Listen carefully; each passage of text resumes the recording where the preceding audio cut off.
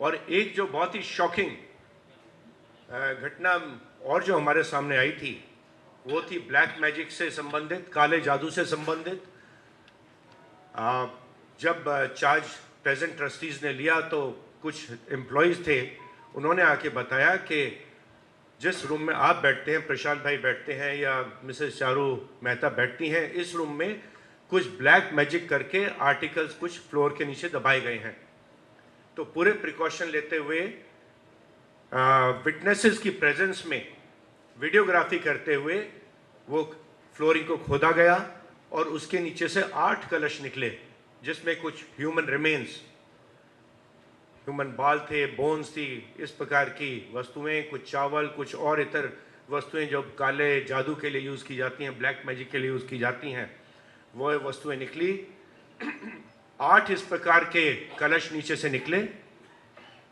पूरा ये वीडियोग्राफी की गई, सील किए गए वो आर्टिकल्स। उसके बाद हमने बांद्रा पुलिस स्टेशन को अप्रोच किया कि ये जो महाराष्ट्र का एक एक्ट है, black magic and evil practices and inhuman practices का एक्ट, उसके तहत इसमें गुना दाखिल किया जाए।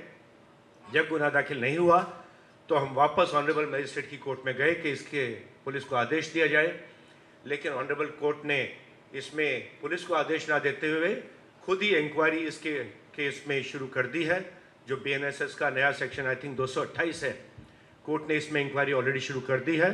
तो एक कोर्ट ने भी इसका बहुत ही गंभीरता पूर्वक इसका कॉग्निजेंस लिया है और ये सारे ऑफेंस जो साइफनिंग ऑफ के इरेगुलरिटीज़ के हुए, करीब कई हज़ार करोड़ का जो यहाँ घोटाला हुआ है इस हॉस्पिटल में, हमने उसके आधार पर एनफोर्समेंट डायरेक्टरेट को लेटर लिखा है प्रशांत भाई ने, और ऐसा रिक्वेस्ट किया है एनफोर्समेंट डायरेक्टरेट से कि जो जितने FIR हुए हैं ये सब प्रेडिकेट ऑफेंसेस हैं prevention of money laundering act के तहत, और ये प्रोसीड्स ऑफ क्राइम है, गंभीर गुने की प्रोसीड्स हैं।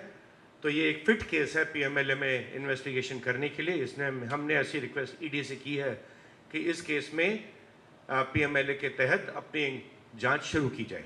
कुछ एम्प्लॉयज थे, उन्होंने आके बताया कि जिस रूम में आप बैठते हैं, प्रशांत भाई बैठते हैं या मिसेस चारू मेहता बैठती हैं, इस रूम में कुछ ब्लैक मैजिक करके आर्टिकल्स कुछ फ्लोर के नीचे दबाए गए हैं।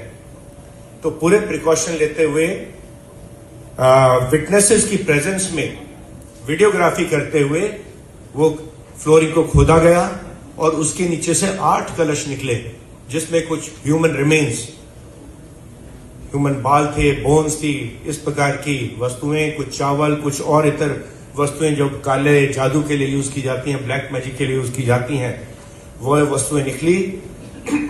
8 इस प्रकार के कलश नीचे से निकले।